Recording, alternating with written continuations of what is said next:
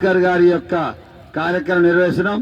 ఇటు కార్యక్రమాన్ని ఉద్దేశించి కవి పండితుడు భూరోజు గిరిరాజాచారిని మాట్లాడవలసిగా సాధారణంగా ఆహ్వానం పలుకుతా ఉన్నాం. ఈరోజు అఖండ భారతావానికి రాజ్యాంగ రూపశిల్పి, రాజ్యాంగ నిర్మాత, మహనీయుడు డాక్టర్ బాబాసాహెబ్ అంబేద్కర్ గారి సతీమణి అయిన రమాబాయి అంబేద్కర్ గారి జయంతి కార్యక్రమాన్ని నిర్వహిస్తున్న ప్రియమిత్రులు రాజారాం ప్రకాష్ సార్ గారు, అలాగే గురుతుల్యులు మిత్రులు నాయకంటి నరసింహశర్మ గారు, అలాగే కొనపర్తి జిల్లా ఎస్సీ ఎస్టీ మెంటరింగ్ సభ్యుడు గంధం నాగరాజు గారు, దండోరా నాయకుడు, అనేక సామాజిక ఉద్యమాల్లో పాల్పంచుకునే ఉద్యమ నాయకుడు నాగరాజు గారు. మరి ఈరోజు అంబేద్కర్ గారి సతీమణి రమాబాయి చరిత్ర చెప్పాలంటే ఆమె చరిత్ర ఎంతో శ్లాఘనీయమైనది. ఆయమ్మ 1898 ఫిబ్రవరి 7న జన్మించి మే 27, 1935న మరణించారు. అంటే 37 సంవత్సరాలు జీవించారు. ఆ రోజుల్లో ఆమె మహారాష్ట్ర వనంద్ దబేల్ అనే ప్రాంతం, వనంద్ అని కూడా అంటారు, అక్కడ బికు దోత్రే రుక్మిణిబాయి రుక్మిణమ్మ అనే పుణ్య దంపతులకు జన్మించారు. పేద కుటుంబం వాళ్ళు, చేపలు బట్టి తర్వాత కూరగాయలమ్మి పనిచేసేవాళ్ళు. ఆ సందర్భంగా ఆ రోజుల్లో రమాబాయి గారికి మహనీయుడైన అంబేద్కర్ గారితో, అంబేద్కర్ గారికి 15 సంవత్సరాలు, ఆ అమ్మకు 9 సంవత్సరాలు పెళ్లి జరిగింది. ఇక్కడ బొంబాయి బైకుల్లా మార్కెట్లో నిరాడంబరంగా పెళ్లి జరిగింది. బంధువులంతా వచ్చారు. ఆ విధంగా పెళ్ళైన తర్వాత అంబేద్కర్ గారు విద్యలో ఉన్నారు. ఆయమ్మను కూడా కొంత అక్షర జ్ఞానంలో తీర్చిదిద్దారు.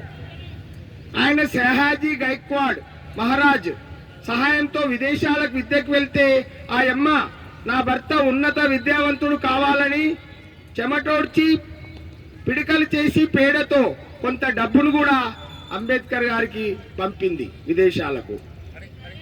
ఆ సందర్భంగా వాళ్లకు 5 మంది పిల్లలు, యశ్వంత్, గంగాధర్, రమేష్, ఇందు, రాజారత్నం, ఇందు కూతురు. ఆయన విదేశాల్లో చదువుతున్నప్పుడు యశ్వంత్ తప్ప 4 పిల్లలు పిట్టల్లా రాలిపోయారు అనారోగ్యంతో చిన్నతనంలో. ఈ విషయం అంబేద్కర్ గారికి చెప్పలేదు.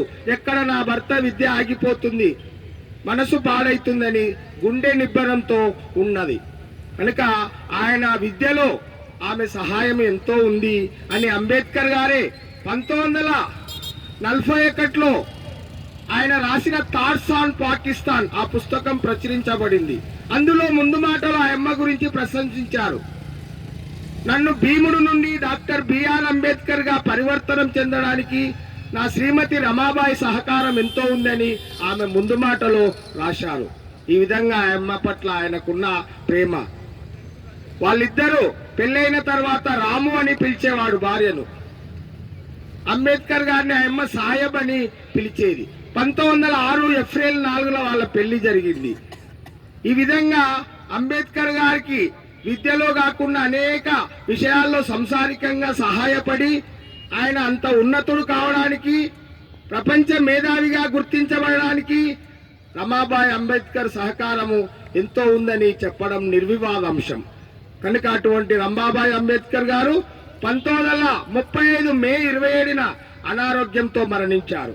ఆమె మరణించిన తర్వాత ఆయన కొంతకాలం కోలుకోలేదు. అంబేద్కర్ గారు కోలుకోకపోతే ఆయనకు ధైర్యం చెప్పి, నీ వంటి ఇంతటి మేధావి ఇట్లా నిరాశలో ఉంటే ఎట్లా అంటే అప్పుడే ఆయన బౌద్ధ మతం కూడా స్వీకరించి కొంతకాలము బౌద్ధ మతం స్వీకరించి మళ్ళీ చాలా కాలం కొంతకాలము అంటే ధ్యానం చేస్తూ ఈ విధంగా గడపడం జరిగింది. కనుక రమాబాయి అంబేద్కర్ చరిత్ర మన స్త్రీలకు స్ఫూర్తి కావాలి. ఒక పురుషుడి విజయం వెనుక స్త్రీ ఉంటుందనేది రమాబాయి అంబేద్కర్ నిరూపించిందని తెలియజేస్తూ ముగిస్తున్నారు. జోహార్ రమాబాయి అంబేద్కర్ కు జోహార్ జోహార్. జోహార్ మహనీయులకు జోహార్ జోహార్. మహనీయుల ఆలోచన విధానాన్ని కొనసాగిద్దాం. జై భారత్, జై భారత్, జై హింద్, జై హింద్, జై భీమ్, జై భీమ్. 2 నిమిషాలు.